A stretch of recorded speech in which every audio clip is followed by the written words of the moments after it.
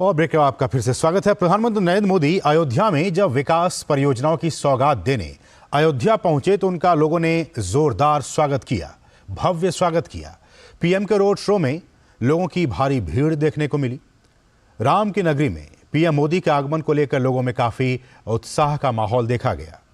लोगों ने पीएम के काफिले पर पुष्प वर्षा के साथ उनका भव्य स्वागत किया।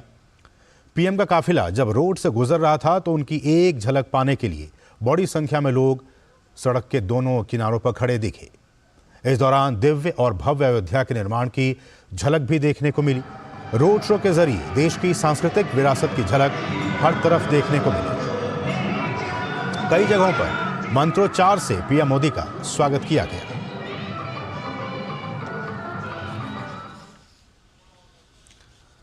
तो ये रोड शो की वो झलकियां जब सड़क की दोनों ही तरफ हजारों की तादाद में श्रद्धालु और लोग मौजूद थे जो कि पीएम की एक झलक पाने के लिए वहाँ पे मौजूद थे, पुष्प की वर्षा कर रहे थे। और हो भी क्यों ना, क्योंकि आज उनका अयोध्या एक नए रूप में, एक नए संस्करण में उनके सामने मौजूद है। ये सड़क जब बहुत ही एक ज़माने में बहुत ही संकरी हुआ करती थी, आज ये देखिए कितना इसका चौड़ीकरण हुआ, विस्तार हुआ। और लगातार हमारे कुछ सहयोगी भी लगातार ग्राउंड जीरो पे मौजूद है। इस वक्त हमारे साथ आशुतोष शुक्ल मौजूद है अयोध्या से। आशुतोष, आज का दिन अयोध्या के लिए, अयोध्या वासियों के लिए और न सिर्फ अयोध्या वासियों के लिए बल्कि पूरे देश के लिए एक स्वर्णिम इतिहास में दर्ज हो गया, क्योंकि आज जिस तरह से रेलवे स्टेशन की बात हो भी या फिर अब से कुछ देर के बाद एयरपोर्ट की बात हो और इन तमाम जो विकास की सौगातें अयोध्या को आज मिल रही हैं, क्या कुछ कहना है? देखिए असीम, विकास की ये सौगातें मिलना निश्चित रूप से अयोध्या और अयोध्या ही नहीं बल्कि पूर्वी उत्तर प्रदेश के विकास में एक अहम पड़ाव साबित होगा।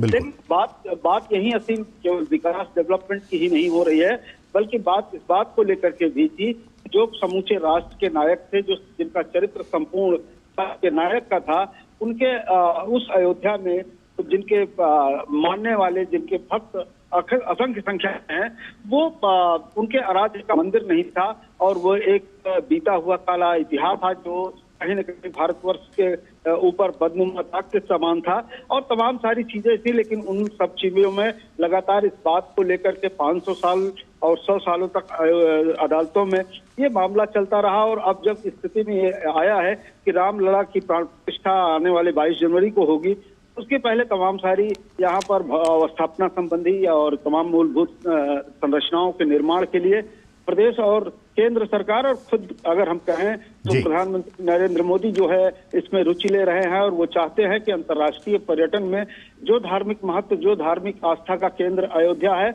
उसके अनुरूप इसका डेवलपमेंट हो, इसका विकास हो, अंतर्राष्ट्रीय स्तर पर हो, एक धार्मिक अनुभूति हो अयोध्या आने पर।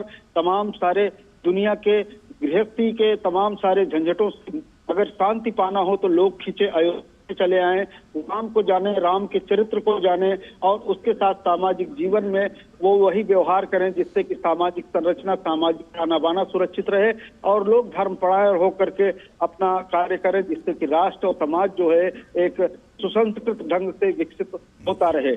असीम, कहीं न कहीं आज की प्रधानमंत्री की यह यात्रा अयोध्या के डेवलपमेंट की ही यात्रा नहीं है, बल्कि उस सांस्कृतिक नवजागरण की ओर जो है यह इशारा करती है जिस सांस्कृतिक नवजागरण समाज में आई व्याधियों को, सामाजिक संरचना का जो ताना बाना टूट रहा है उसको जोड़ने का काम करता है। और असीम, जब विकसित होना ही पर्याप्त नहीं है, जब विकसित होने के बाद की स्थिति आती है तो वो सभ्यता की आती है, संस्कार की आती है, दूसरे के प्रति समर्पण की आती है और उन्हीं भावों के साथ अगर हम पहले से ही तैयार होते हैं तो एक अच्छे समाज, अच्छे राष्ट्र निर्माण करते हैं और वही राष्ट्र मानवता के लिए प्रहरी का काम करता है। असीम, बिल्कुल सही कह रहे हैं आशुतोष। सांस्कृतिक चेतना, आध्यात्मिक चेतना और सांस्कृतिक नवनिर्माण, सांस्कृतिक पुनर्जागरण की जरूरत और उस जरूरत को उसको और भी आगे बढ़ाने का काम प्रधानमंत्री नरेंद्र मोदी ने किया है कि किस तरह से देशवासियों में एक नए तौर से सांस्कृतिक नवजागरण हो, पुनर्जागरण हो, ताकि उनमें भी आध्यात्मिक और सांस्कृतिक चेतना का विकास हो सके। और इस लिहाज से ये काफ़ी महत्वपूर्ण। और साथ ही साथ आशुतोष, हम ये भी आपसे जानना चाहेंगे कि हम जानते हैं कि भारत जैसे देश में जहाँ की संस्कृति और अध्यात्म जो है वो लोगों के मन में बसा है, दिल में बसा है, ऐसे में एक सवाल आपसे मैं जानना चाहूँगा आशुतोष कि इस तरह से धार्मिक पर्यटन के लिहाज से आशुतोष, मैं आपको रोकना चाहूँगा। मैं चलूँगा अब हमारे सहयोगी रवि धीमान के पास। रवि, अब से कुछ ही देर के बाद प्रधानमंत्री एयरपोर्ट भी पहुँचेंगे और वहाँ पे जो इंटरनेशनल एयरपोर्ट है उसका उद्घाटन किया जाएगा। क्या कुछ जानकारी किस तरह से, जैसे कि हमने अभी देखा पुनर्विकसित रेलवे स्टेशन को, इस एयरपोर्ट के बारे में आप अगर बता सकें हमारे दर्शकों को। रवि, आप हमें सुन पा रहे हैं? रवि धीमान, रवि तक हमारी आवाज़ लग रहा नहीं पहुंच पा रही है। तो अब से कुछ ही देर के बाद प्रधानमंत्री वहां पहुंचेंगे और महर्षि वाल्मीकि अंतर्राष्ट्रीय हवाई अड्डा अयोध्या धाम, इसे ये नाम दिया गया है, तो इसका उद्घाटन करेंगे। और हमारे सहयोगी आशुतोष लगातार बने हुए हैं। तो आशुतोष, अगर मैं आपसे ये जानना चाहूँ कि जिस तरह से आध्यात्मिक और धर्म की बात होती है, लगातार हमने देखा कि काशी विश्वनाथ धाम में और जिस तरह से कॉरिडोर के बनने के बाद से अब देख रहे हैं कि हज़ारों लाखों की तादाद में हर साल वहाँ पे श्रद्धालु पहुँच रहे हैं। अब यहाँ पे अयोध्या धाम और श्री राम के प्राण प्रतिष्ठा के बाद से क्या लगता है कि वहाँ पे जो तीर्थयात्री हैं, जो श्रद्धालु हैं, उनकी तादाद में कितनी की वृद्धि होगी और यहाँ की इकोनॉमी को कितना फ़ायदा होगा? देखिए, जिस तरीके से असीम वाराणसी की अगर हम बात करते हैं तो कॉरिडोर निर्माण के बाद जो है समूची वाराणसी में जो है परिवर्तन देखा जा सकता है। श्रद्धालुओं की संख्या बढ़ी है और उसके साथ श्रद्धालुओं से संबंधित सुविधाओं का विकास हुआ है, और जो भी विकास हुआ है, श्रद्धालुओं की संख्या बढ़ी है, वह वहां की वाराणसी की आर्थिक व्यवस्था पर कहीं न कहीं अपने को जोड़ती है और वहां के लोगों को में समृद्धि लाती है। कहीं न कहीं अयोध्या में इसी परिकल्पना के साथ जो है जो विकास किया जा रहा है, जो डेवलपमेंट के काम चल रहे हैं, उनको इस केंद्र में रखते हुए कि जो श्रद्धालु यहाँ राम भक्त आए, उन्हें न केवल दर्शन और भक्ति भाव में सारी सुविधाएं मिले और उन सुविधाओं के पीछे जो है एक तंत्र ऐसा विकसित हो जो रोजगार की बड़ी तादाद मुहैया कराए और इसके साथ जो आसपास का सटा हुआ क्षेत्र है उसमें आर्थिक समृद्धि भी पैदा करे। जी असीम, मैं आपको बता दूं कि इस वक्त प्रधानमंत्री नरेंद्र मोदी अयोध्या धाम जंक्शन रेलवे स्टेशन से अब फिर से जो है अपने उसी रोड शो के मार्ग पर आने वाले हैं। और जिस तरीके से आज बड़ा ही अभूतपूर्व, असीम मैं कहूंगा कि वो दृश्य था जब श्री राम मंदिर निर्माण स्थल जो है उसका मुख्य द्वार, उसके सामने से प्रधानमंत्री का रोड शो निकल रहा था। निश्चित रूप से यहाँ के साधु सन्यासियों से लेकर के तमाम लोग जो अयोध्या वासी हैं, उनके मन में अनेक प्रकार के विचार जो है यहाँ पर प्रस्फुटित हो रहे हैं, लोगों के मन में आ रहे हैं। अयोध्या की यह बदलती हुई दशा देख करके वो खुश है और कहीं न कहीं एक कचोट उन्हें अतीत की है, लेकिन उत्साह भविष्य का ऐसा है कि इतिहास भूलने के लिए तैयार है और आगे बढ़ने के लिए तैयार है। बिल्कुल बिल्कुल, ये दृश्य वाकई अपने आप में काफी ऐतिहासिक दृश्य, ऐतिहासिक पल, ऐतिहासिक क्षण जिसके गवाह हम सभी बन रहे हैं, आप भी बन रहे हैं। हम अब रुक करेंगे सीधे हमारे सहयोगी रवि धीमान का। रवि धीमान हमारे साथ मौजूद हैं एयरपोर्ट से।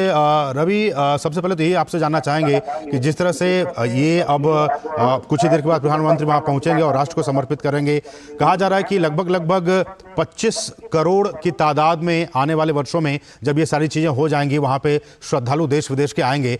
ऐसे में इतने बड़ी तादाद में श्रद्धालुओं को संभालने के लिए अगर मैं एयरपोर्ट की कैपेसिटी की बात करूं, एयरपोर्ट की बात करूं, किस तरह से वहां तैयार है महर्षि वाल्मीकि अंतर्राष्ट्रीय हवाई अड्डा? देखिए असीम, जो महर्षि अंतर्राष्ट्रीय हवाई अड्डा है, जैसे कि आपने बताया, प्रधानमंत्री इसका लोकार्पण करेंगे अभी कुछ देर बाद। पहला फेज इसका भी खत्म हुआ है। पहले फेज के बाद ये एक पीक आवर में, मतलब एक समय में 600 के आसपास जो यात्री हैं उनको अकोमोडेट कर सकता है और सालाना 10 लाख यात्रियों को इसकी हैंडलिंग कैपेसिटी है। लेकिन जब दूसरा फेज इसका खत्म हो जाएगा तो करीब 50,000 स्क्वायर मीटर का इसकी टर्मिनल बिल्डिंग होगी। नई टर्मिनल बिल्डिंग, जो मौजूदा टर्मिनल बिल्डिंग है अभी, वो करीब 6,500 स्क्वायर मीटर है। जो फेज 2 के बाद टर्मिनल बिल्डिंग 50,000 स्क्वायर मीटर होगी और 4,000 पैसेंजर, 4,000 यात्री एक साथ ये एयरपोर्ट हैंडल कर पाएगा और सालाना जो इसकी क्षमता है वो करीब 60 लाख यात्रियों की, पैसेंजर्स की हो जाएगी। तो एक बहुत बड़ा इंफ्रास्ट्रक्चर बूस्ट है ये। जो मूलभूत ढांचा है अयोध्या के आसपास का, उसमें एक बहुत बड़ा इजाफा हम कह सकते हैं ये हुआ है। हवाई यात्रा पहले कुछ साल पहले तक शायद ये सोचा भी नहीं जा सकता था कि अयोध्या में एक अपना अंतर्राष्ट्रीय एयरपोर्ट होगा, लेकिन आज ये सच साबित हुआ है। ग्राउंड जीरो पर न सिर्फ एक अंतर्राष्ट्रीय एयरपोर्ट है, लेकिन वर्ल्ड क्लास एक टर्मिनल बिल्डिंग जो जिसका बाहरी जो आर्किटेक्चर है वो राम मंदिर से प्रेरित है। जो राम मंदिर अभी 22 जनवरी को जो राम मंदिर कॉन्सिक्रेशन होगा आइडल वहां पर, और इसके साथ ही ये बिल्कुल नया ग्रीनफील्ड टर्मिनल, ग्रीनफील्ड एयरपोर्ट है, यानी बिल्कुल नए सिरे से इस एयरपोर्ट को बनाया गया है। फेज 1 खत्म हुआ है और फेज 1 के बाद ही हम देख सकते हैं कि किसी भी लिहाज से, किसी अंतर्राष्ट्रीय वर्ल्ड क्लास एयरपोर्ट से किसी भी मायने में जो महर्षि वाल्मीकि अंतर्राष्ट्रीय एयरपोर्ट है वो पीछे नहीं है। अभी करीब 1500 करोड़ की लागत से ये पहला फेज इसका खत्म हुआ है, और जो 320 टाइप एयरक्राफ्ट हैं एयरबस के, वो एयरक्राफ्ट अभी फिलहाल इसकी जो रनवे है उस पर लैंड कर सकते हैं। 2 टैक्सीवे हैं और एक बार में अभी फिलहाल 8 जो एयरक्राफ्ट हैं वो एप्रन पर खड़े रह सकते हैं। बाद में जाकर इसकी संख्या में भी इजाफा होगा और करीब 4000 पैसेंजर्स पीक आवर में एक साथ ये एयरपोर्ट हैंडल कर पाएगा। और साथ में हमने ये भी देखा रवि कि जिस तरह से चाहे वो गुजरात की बात हो या फिर हमने बनारस की बात हो, जहां जहां भी इस तरह से रीजनल कनेक्टिविटी को मजबूत किया गया है, वहां पे हमने देखा कि उसके बाद से जो यात्रियों की तादाद है उसमें काफ़ी बढ़ोतरी दर्ज की गई है। अब चूंकि अयोध्या में ये एयरपोर्ट है, अयोध्या धाम विश्व स्तर पर अब काफ़ी फेमस हो जाएगा। श्री राम के प्राण प्रतिष्ठा के बाद से वहाँ पे देश न सिर्फ देश के बल्कि विदेश के भी पर्यटक यहाँ पे आ पाएंगे। ऐसे में कनेक्टिविटी, यहाँ का डेवलपमेंट, रीजनल डेवलपमेंट, जो विकास, जो रोजगार है, उसको और कितनी गति, कितने नए पंख उसमें जोड़ेंगे? देखिए, आज का दिन इतिहास में दर्ज किया जाएगा असीम, जिस दिन अयोध्या को कनेक्टिविटी के तौर पर प्रधानमंत्री की तरफ से एक नहीं बल्कि कई तोहफे मिले। अभी आपने देखा जो रेनोवेटेड एक रेलवे स्टेशन है उसको प्रधानमंत्री ने उसका उद्घाटन किया। वो रेलवे स्टेशन अपने आप में एक मिसाल है कि किस तरीके से जो पर्यटक हैं, श्रद्धालु हैं, उनके लिए जो सुविधाएं हैं उनको विश्व स्तरीय बनाया जा सकता है। जब रेलवे स्टेशन के रेनोवेशन का भी जब पुनरुद्धार का 3 फेज खत्म हो जाएंगे, तब अपने आप में शायद भारत में एक सबसे बेहतरीन रेलवे स्टेशनों में से एक होगा अयोध्या धाम। मैं इस वक्त टर्मिनल बिल्डिंग में हूँ एयरपोर्ट की। ये टर्मिनल बिल्डिंग एक बिल्कुल नए सिरे से बनाया गया एयरपोर्ट टर्मिनल है महर्षि वाल्मीकि। तो इस तरह से कनेक्टिविटी का जो इंफ्रास्ट्रक्चर है वो उसको काफी उसकी क्षमता को बढ़ाने के जो प्रयास है वो आज रंग ला रहा है। ग्राउंड जीरो पर उसका जो असर है वो देखने को मिल रहा है। इसके साथ ही जो अयोध्या को आने वाली सड़कें हैं, राष्ट्रीय राजमार्ग हैं, नेशनल हाईवे हैं, उनको भी और चौड़ा करने का प्रयास किया गया है। उनको भी और सुदृढ़ बनाने के लिए जो आज कई परियोजनाएं प्रधानमंत्री ने देश को समर्पित की हैं, उनमें से कई जो स्कीम्स हैं वो इन राष्ट्रीय राजमार्गों को और सुदृढ़ और अच्छा बनाने की हैं, ताकि जो श्रद्धालु रोड से आना चाहते हैं वे भी जल्द से जल्द यहाँ पर पहुँच सकें। एयरपोर्ट की बात आपने की। देखिए, कई बार जो श्रद्धालु हैं, जो बुजुर्ग, वो सड़क से या रेल मार्ग से यात्रा करने में सहज महसूस नहीं करते। ऐसे तमाम श्रद्धालुओं के लिए ये एयरपोर्ट एक वरदान साबित होगा, जो जैसा कि आपने बताया आने वाले दिनों में एक बहुत बड़ा जो इन्फ्लक्स है वो श्रद्धालुओं का यहाँ पर आएगा। और ये तमाम इंफ्रास्ट्रक्चर इस बात की तस्दीक करते हैं कि अयोध्या इन सबको हैंडल करने के लिए, इन सबका स्वागत करने के लिए तैयार रहेगा। बिल्कुल, ये अत्याधुनिक हवाई अड्डा होगा। बिल्कुल रवि। और फर्स्ट फेज, जैसा कि आप बता रहे हैं कि फर्स्ट फेज में 1450 करोड़ रुपए से अधिक की लागत से भी इसे विकसित किया गया है। और ये भी कहा जा रहा है कि इस हवाई अड्डे के टर्मिनल भवन का जो क्षेत्रफल है अभी फिलहाल वो 6500 वर्ग मीटर है, जो कि सालाना, ये आपने भी इस बात का जिक्र किया कि 10 लाख यात्रियों के लिए सेवा के लिए होगा। और इसका जो आगे का भाग है टर्मिनल बिल्डिंग का, वो अयोध्या के श्री राम मंदिर की जो वास्तुकला है उसको दर्शाने का इसमें काम किया गया है। हम वो तस्वीरें भी आपको अब से कुछ देर के बाद दिखाएंगे दर्शकों को। और इसका जो बिल्डिंग का जो अंदरूनी हिस्सा है उसको भी भगवान श्री राम के जीवन को जो दर्शाने वाली जो चीज़ें हैं, स्थानीय कला, पेंटिंग्स और भित्ति चित्रों से उसे सजाने का काम किया गया है। रवि, हमारे साथ बने रहिएगा, हम आपके पास आगे लौटेंगे।